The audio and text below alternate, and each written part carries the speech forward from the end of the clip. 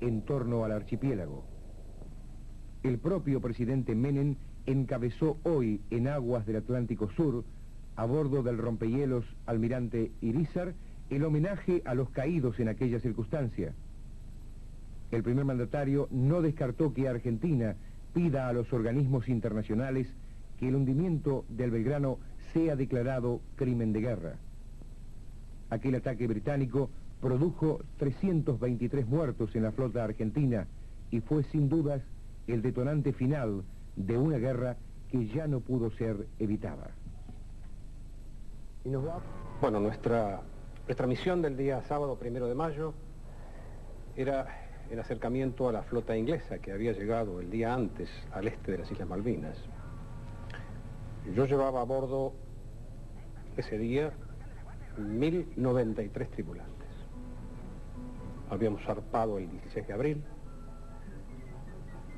y esos 1093 tripulantes eran hombres comunes. Tenía muchos soldaditos, ¿no? 400 sobre 1093. Pero también tenía marineros que tenían 17 años y tenía hombres grandes que tenían 50, que podían tener tanto temor como nosotros.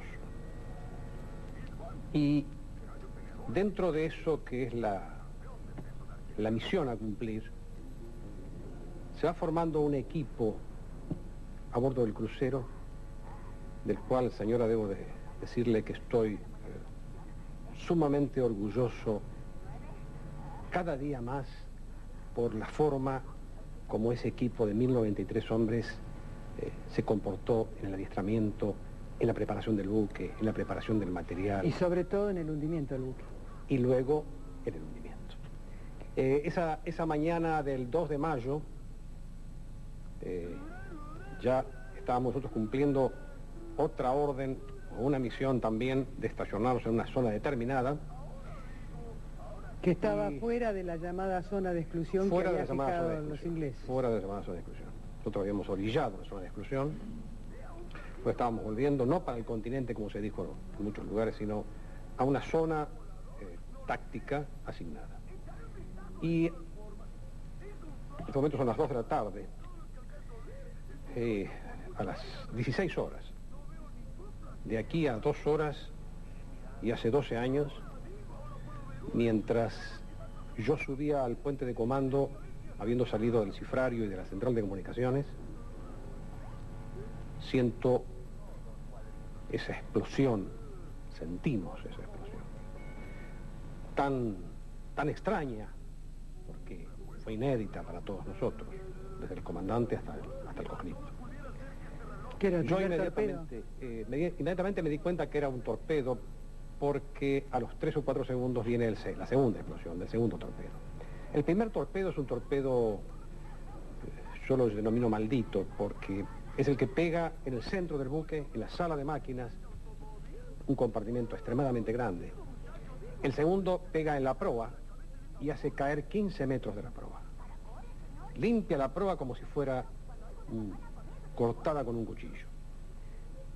Pero no fue el torpedo fatal. El torpedo fatal fue el primero, donde la explosión se confina dentro de la sala de máquinas y comienza a subir cubierta a cubierta, atravesando espesores de acero de 2 y 3 centímetros, acorazados, y destruyendo todo lo que había a su paso. El olor acre, el fuego, los vapores, el humo, el calor de la onda explosiva que asemejó para muchos hombres a una bola de fuego que se les acercaba y para lo cual tuvieron que taparse la cara con las manos para no estar quemados. Y ahí es como cuando al visitarlos después en el hospital aparecen con las manos quemadas aquí por haberse defendido la cara, y la cara sin estar quemada. Sí, por ejemplo, las orejas, el cabello, el cuello. Esa onda explosiva produce, como pega debajo del buque, corta todos los servicios alternativos. ¿Qué son los servicios alternativos? Son aquellos que uno puede poner en funcionamiento cuando falla el principal. Es decir, es el doble circuito, por decir así. Pero que en este caso, desgraciadamente, al explotar debajo de la quilla, corta también eso. ¿Y cuándo toma y usted, todo capitán, desaparece y desaparece? la decisión de abandonar el buque inmediatamente? No la tomo inmediatamente porque el capitán siempre tiene la esperanza aún había esperanza de poder recuperar el buque. El buque se iba escorando a 1 grado por minuto, la gente estaba ayudándose mutuamente, estaban sacando desde las cubiertas bajas, que estaban totalmente oscuras, al resto de la gente. Y ahí es donde aparece ese que yo llamo el heroísmo de los hombres del crucero, donde hombres que bajaban 1, 2 y 3, 4 veces a buscar a sus compañeros abajo. Todo oscuro, todo incendio, todo inclinación, petróleo, vapor, etc. De manera que para un comandante que está en el puente, ver salir esos hombres ayudándose mutuamente, daría cualquier cosa de su vida para que cuanto antes terminara esa procesión. Y así fue que los hombres se fueron ayudando, el de 50 con el de 20, el de 20 con el de 30, el suboficial con el oficial, el teniente. Hay conscriptos que hablan de que deben su vida a un teniente de fragata. Hay capitanes de corbeta que dicen le debo a un conscripto. ¿Cuántos sobrevivientes hubo? Es una buena pregunta la suya, y le voy a decir por qué. Porque he leído últimamente las noticias periodísticas una anarquía en cuanto a los números. Y yo creo que hay números que son sagrados. Sí.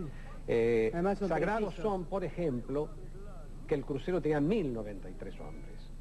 Y que los que ofrendaron su vida por la patria, que no son víctimas, como dicen algunas noticias, sino héroes nacionales, fueron 323. 770 son los sobrevivientes. Inédito en la historia de la navegación mundial, que ante un hecho de esta naturaleza, en ese mar, con sensaciones térmicas de 20 grados bajo cero. Y además que había tormenta. Con una tempestad. Una tempestad. Con olas de 6, 7 y 8 metros de altura. Salvarse 770 hombres, los argentinos tienen que reconocer que esa gente tenía mucho amor hacia el prójimo porque además, se fueron ayudando mutuamente. Porque además tengo entendido que tenían que remar en medio de una tempestad. Y estuvieron 36 horas, sí, 40 yo diría horas que el remar pasó al lugar secundario porque incluso no se podía sacar ni la cabeza ni la mano fuera del. Sí, pero para alejarse, porque, a ver si me equivoco, capitán, cuando un barco se hunde, tiene un efecto de succión. De succión.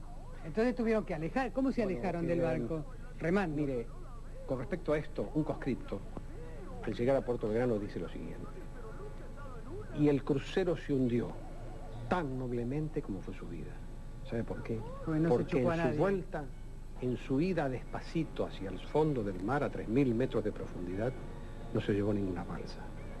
Esas balsas que no se podían despegar del casco por el viento, un bote con motor fuera de borda se encargaba de alejarlas. Esa gente del motor fuera de borda, de esa balsita, tuvo que después pasar a una balsa, porque no se puede soportar una tempestad con esa cascarita de embarcación. Cambio la balsa con su techo, con sus elementos de supervivencia, podía pensarse que lograría de por ¿Cuántas horas estuvieron ahí perdidos en el medio del mar? Algunos 30, otros 36, otros 40. Y ahí empezaron los problemas de congelamiento. La noche fue una noche muy mala. Fue la tormenta, el temporal más grande que hubo en la zona en los últimos meses. Balsas que se dieron vuelta y luego recuperaron nuevamente. Toneladas de agua que caían sobre el techo de la balsa, que nos enseñaron a hacer murallas humanas y columnas humanas con los hombros, levantándonos cada vez que intuitivamente, si usted me dice cómo lo sabíamos, no sé cómo lo sabíamos, pero sentíamos cuando una ola reventaba sobre nuestras cabezas y se alargaba con todo su poder sobre el techo de la balsa. Eso hacía que todos de un salto, menos los heridos a quienes resguardábamos en el fondo de la balsa, levantáramos nuestras espaldas y pusiéramos las espaldas en el techo. Con eso aguantábamos el golpe y la balsa tenía estabilidad. Las balsas sobrecargadas fueron, al final, como experiencia, tuvieron mejor resultado. Las balsas que tenían muy poca gente tuvieron trágicas consecuencias. Por ejemplo, hubo 2 balsas con 2 hombres cada una, que uno podría pensar que eran más cómodas, con más alimentos, con más posibilidades. El calor humano que tenían las de 30 hombres les faltó a las que tenían 2 hombres. Y murieron ¿Qué siente congelados. un capitán cuando se da vuelta y su barco se está hundiendo. ¿Usted se dio vuelta a mirar cuando el Ara General Belgrano se perdía en el mar? Sí, me habían levantado porque era muy difícil acceder a la balsa nadando después de nadar 50, 60 metros en esa agua tan fría, además con toda la presión psicológica encima. ¿Usted se tiró al agua, no se bajó en una balsa? No, tuve que tirarme, sí, claro. La balsa ya estaba. Luego me tiré al agua cuando el buque tenía casi 35 grados de inclinación, es decir que... Escuché a algunos sobrevivientes, algunos soldados sobrevivientes que dijeron que usted fue el último que se tiró. Sí, bueno, es lo que corresponde. No cabe otra cosa, comandante. Yo no hubiera hecho eso, yo no tendría cómo estar delante suyo hablando aquí. Se tira al agua, alcanza la balsa, lo levantan a la balsa, se da vuelta y su buque está ahí. Y el buque está a los 5 minutos de haber yo accedido a la balsa y estando ya recuperándome un poco de esa agitación, un cabo que estaba en la balsa me dice: señor comandante, el barco ya se está hundiendo, el crucero ya se está hundiendo. Alcanzo a sacar un poco la cabeza y en la penumbra de la noche, porque eran las 5 de la tarde y en esa latitud ya era de noche prácticamente, pero alcanzamos a ver esa última partecita del crucero que se iba yendo despacito hacia el fondo. Como dijo el conscripto, se fue tan noblemente como fue su vida. En ese momento, señora, y creo que esto deben conocer los argentinos, en ese momento, en las balsas del crucero General Belgrano, se cantó el himno y se dieron vivas al Belgrano. En un momento donde uno hasta puede perder la razón, en un momento donde el pánico puede enloquecer a cualquiera, puede contagiar. En este buque no hubo pánico. En este buque no hubo desgracias porque el hombre no actuó como correspondía. Es el orgullo que tienen mis tripulantes, con los cuales nos seguimos viendo, nos seguimos reuniendo en los almuerzos de camaradería. Y de vez en cuando van a una nueva inauguración de una escuela que se llama Crucero Ara Belgrano, ¿verdad? Es cierto, esta mañana estuvimos en Villa Celina en una hermosa ceremonia inaugurando una escuela que se llama Crucero Ara Belgrano. Gracias, capitán. Gracias a usted por el recuerdo. Yo volveré después de los anuncios. Horas de navegación, el rompehielos Almirante Irízar llegó hasta el lugar donde se produjo el ataque al crucero General Belgrano. El sitio, las frías aguas del Atlántico Sur.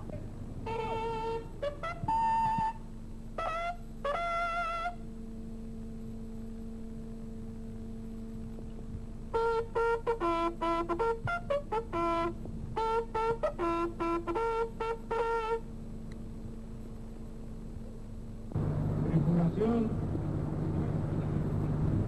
del rompehielo Irízar, buenos días.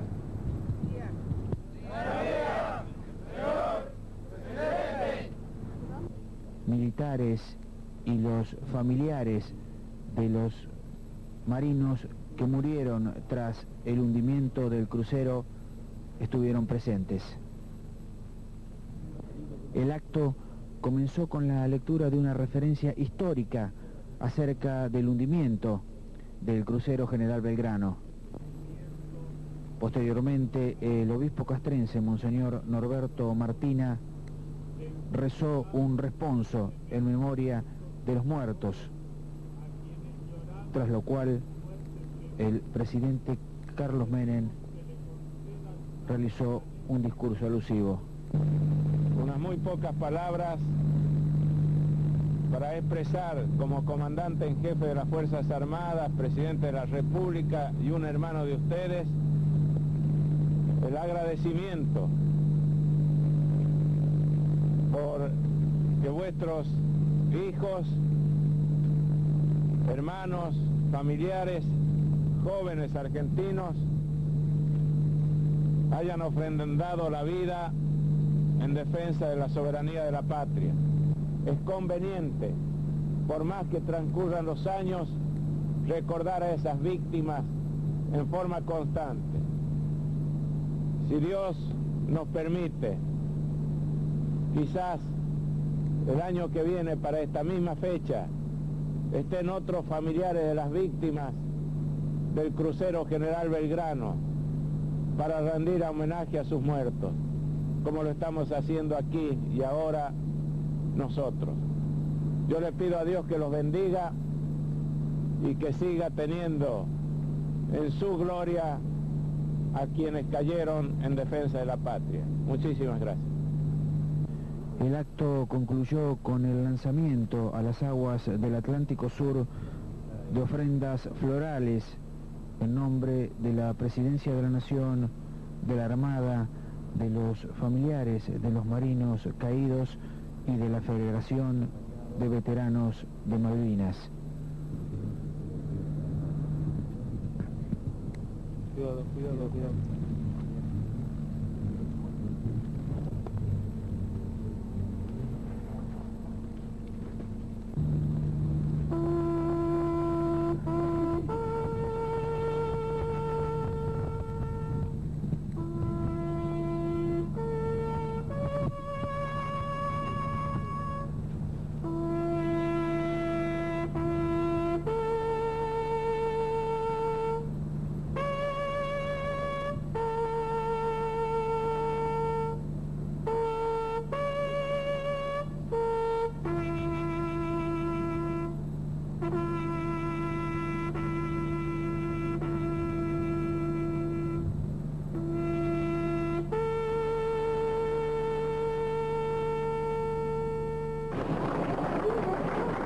La llegada del jefe de Estado a Ushuaia para embarcar en el rompehielos Almirante Irízar.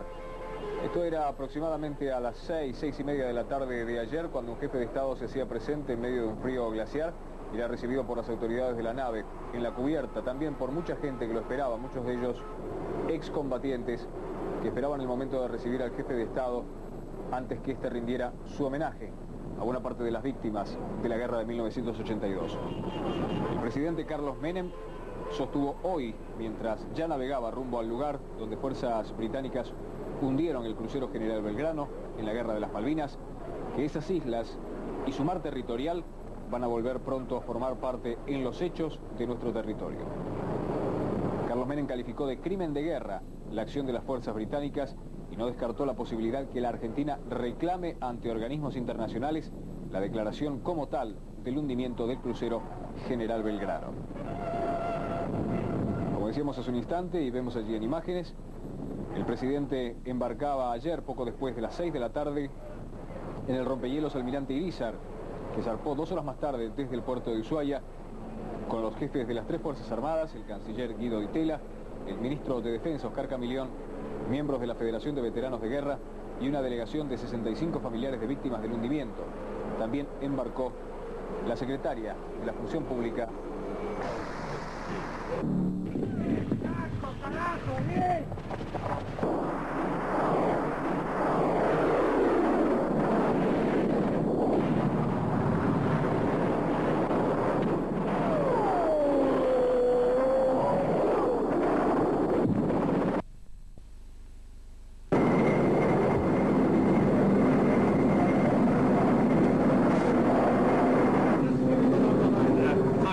The ship with the hole.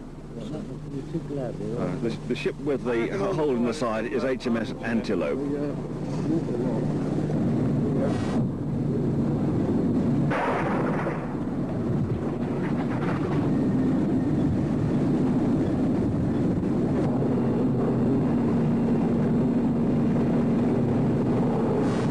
Antelope on fire in the field. She was hit today and she's on fire now tonight.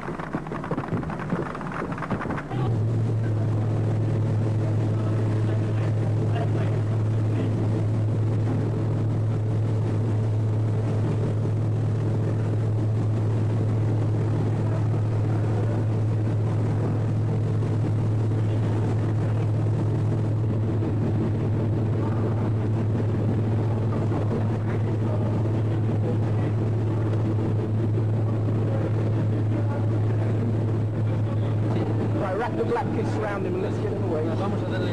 No, I mean, 20 minutes.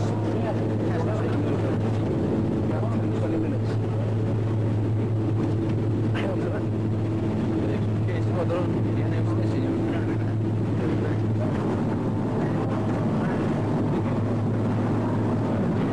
Ready, Bob? Wait. Take it easy. 145 or 80. It sounds like a little bit cold. Pulse. Stay there.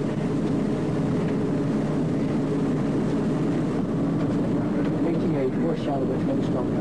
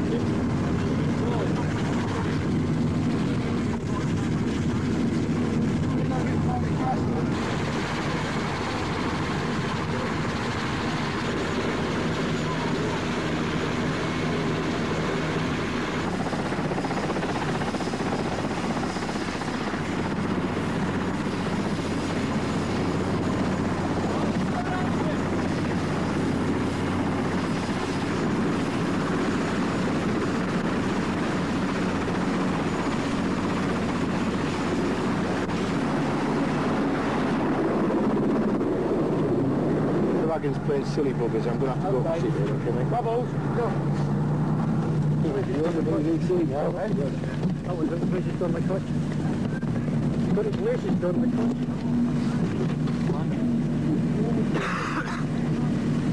This your job there, is it, mate? Yeah, very simple.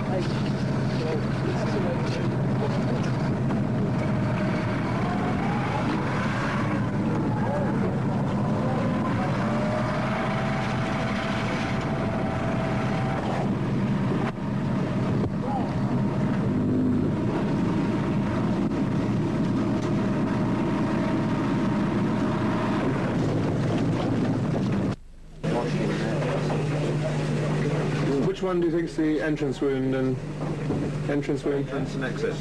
Has he broken his femur? No. He's lucky then. And his vessels entrance. I think by large the arteries have to come. Medical stores or Ukrainian casualty with what looks like a shrapnel wound to the leg. I think he's basically very lucky. He's lucky? Yes. Because from what we've seen of the Argentine medical facilities, the treatment that some of our wounded casualties have had, enemy casualties, the treatment has been inadequate, to say the least. Instead of removing dead muscle, they've simply closed wounds with metal clips. And this is a recipe for disaster, as any surgeon will tell you.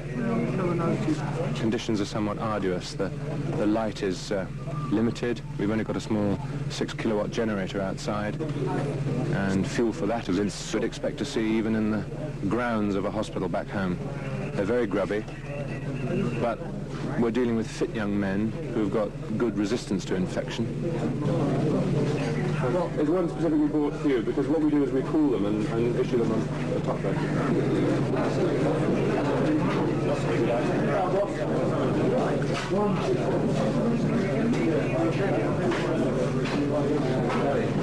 Running, Mike.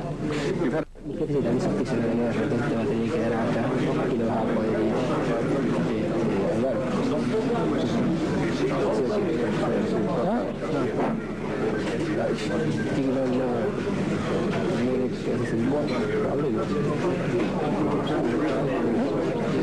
Gracias.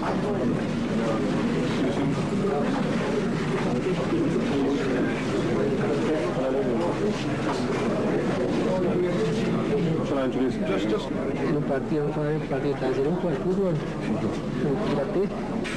Te cargo aquí para que se escuche. ¿De qué equipo son? ¿De qué equipo fútbol son? ¿Ah? Detalle.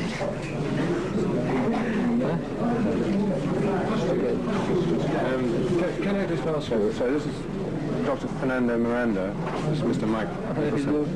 What are you saying to the men? Are you explaining what's going on? What is happening? What are you telling them? Oh,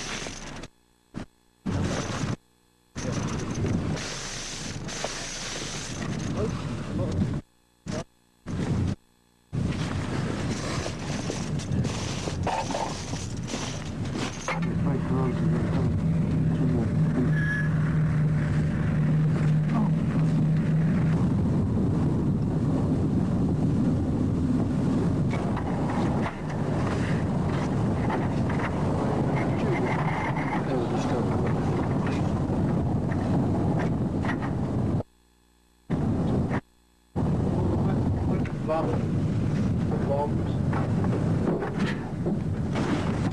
And radio command, stroke radio command.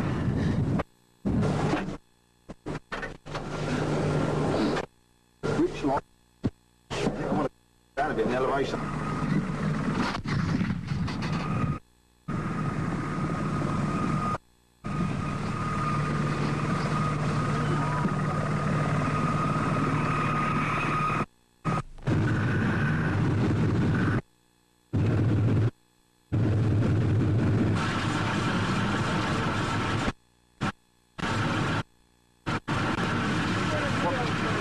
BBC. Who's the reporter with you? We don't have one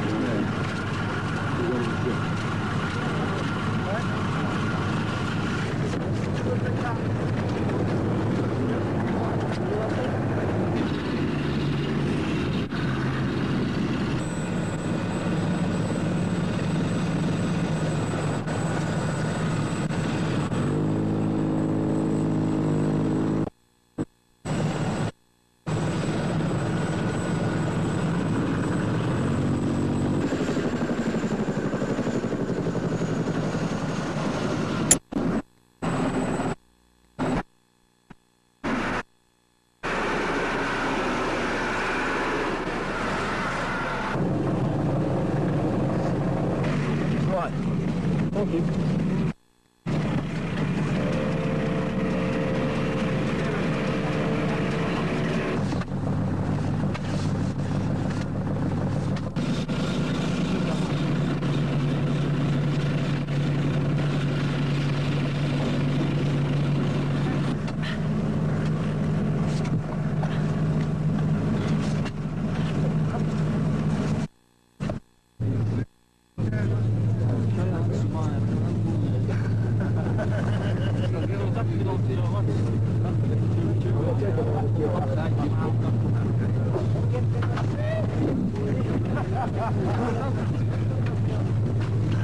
Hello mate, how's it going?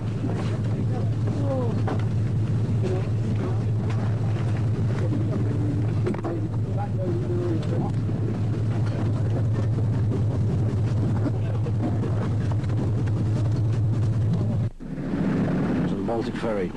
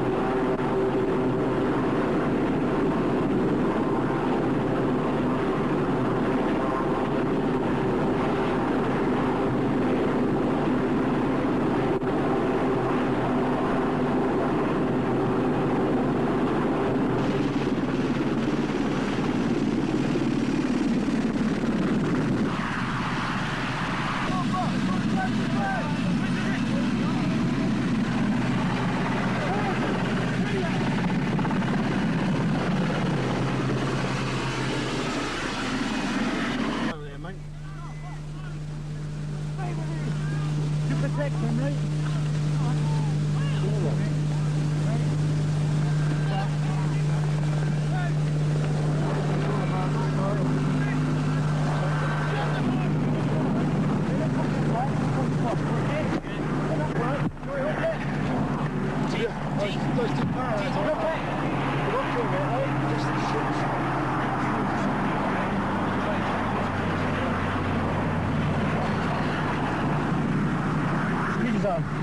Right, take us up. Yeah? Take us up. Right into there, right, because you're full of home. Eh?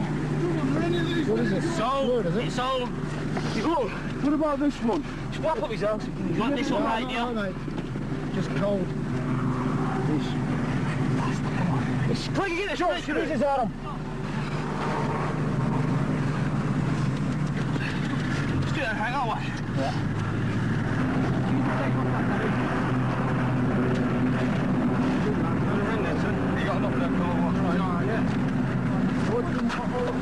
Don't want that.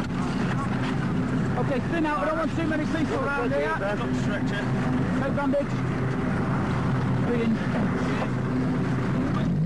Thin out a bit, lads. Hey, you're pushing back down, lads. There's an air on. Everything's in that trench, it's alright.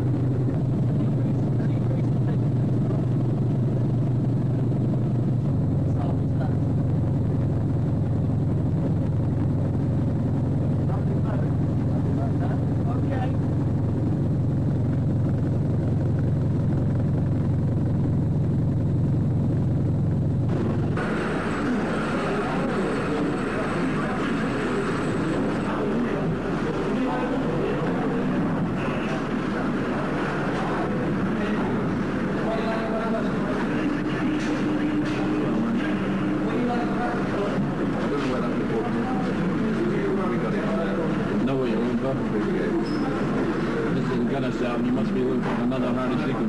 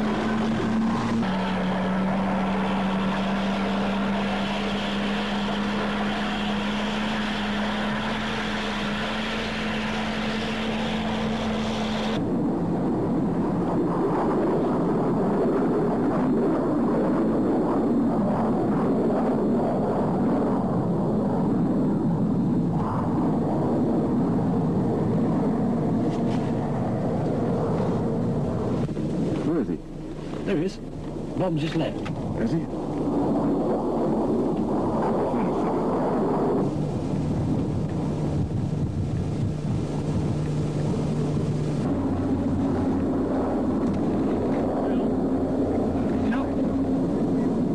Just seen a bomb drop.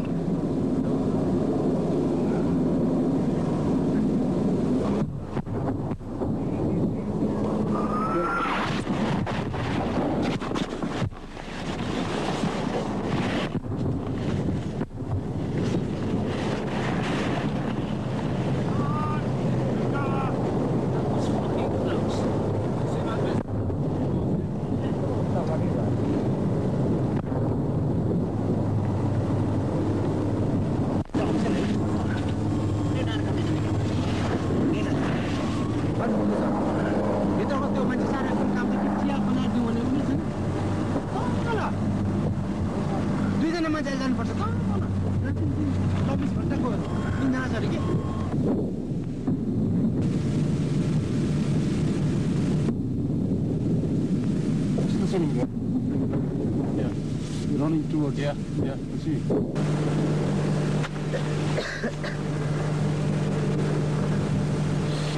Gentlemen, I have just heard that the white flag is flying over Stanley. Is that all right? All right, from there, Mike. Right. Gentlemen, I've just heard that the white flag is flying over Stanley.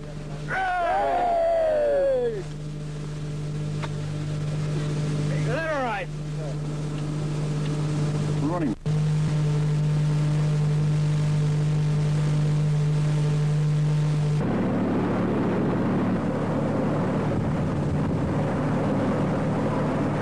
Shelling the British. This is 155mm Argentinian field. The British about 2 days. Now in between houses in Port Stanley, where it was firing from.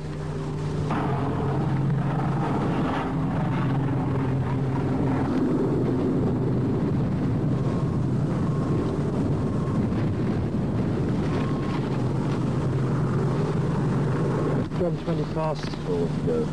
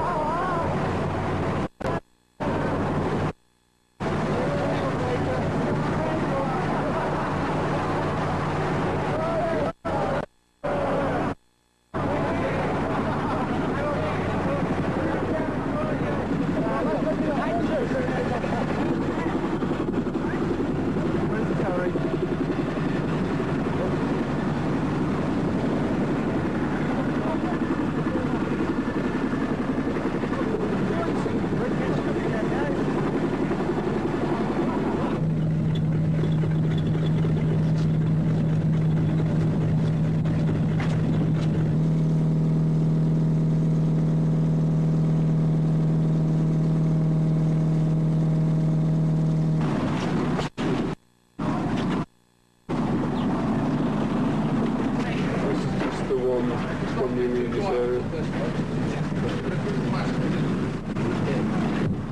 Very tired. A little bit through a little bit.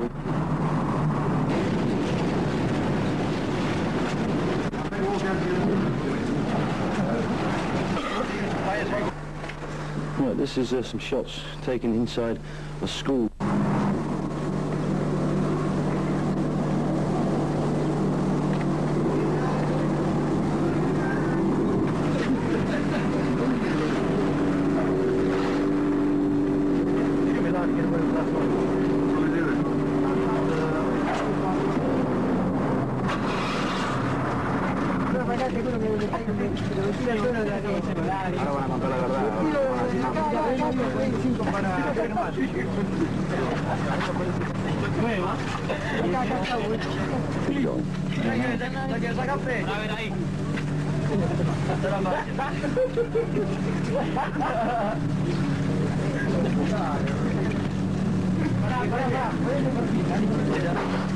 Sammy, vení acá los tres, ¿sabes qué? Hola, tuyo, padre, ¿qué? Chiquito, ¿no?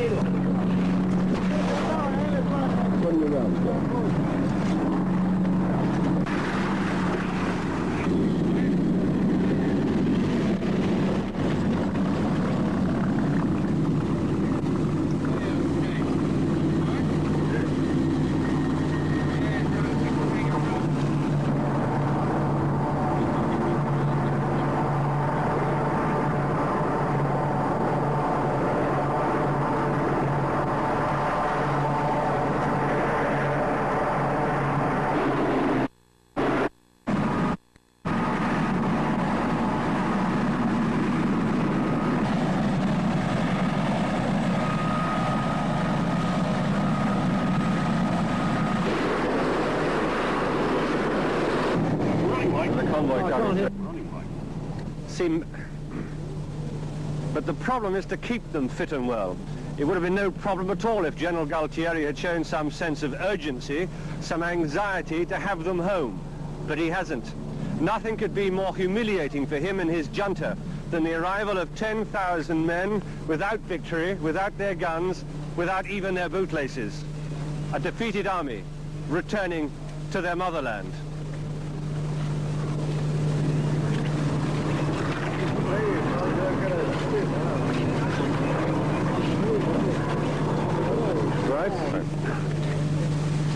It's 11 weeks now since we left Portsmouth. It's 11 weeks now since we left Portsmouth with the bands playing and that forest of Union Jacks along the shoreline. It feels like a year. And that's as long as some people expected this war to last. As long as it would take to get the Argentines out. We all know here, and you all know there, how costly this war has been, how bloody it's been. So it's probably best that I simply end my report from the Falkland Islands with those last words of the surrender document. The Falkland Islands are once more under the government desired by their inhabitants. Michael Nicholson, News at 10, Port Stanley on the Falkland Islands.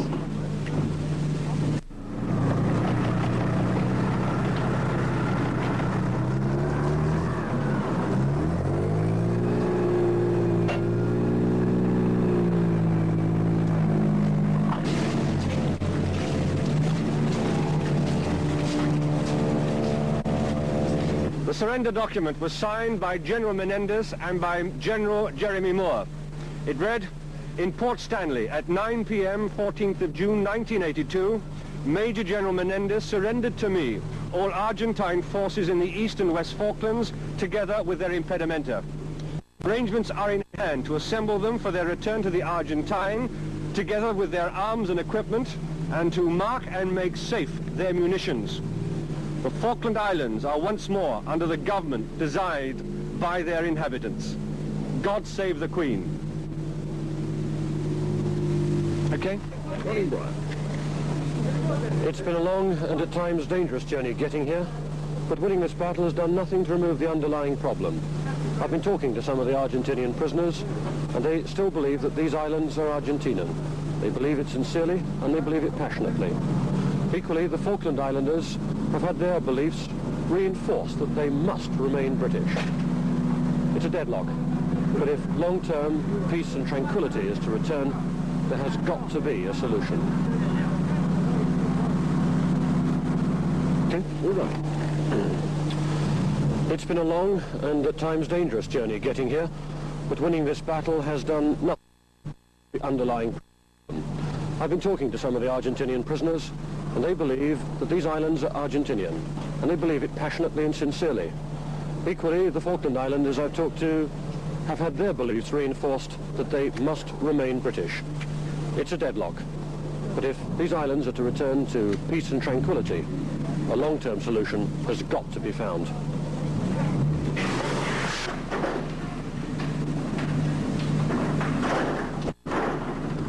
This is a 1,000-pound bomb crater at Port Stanley Airport, near one of the buildings.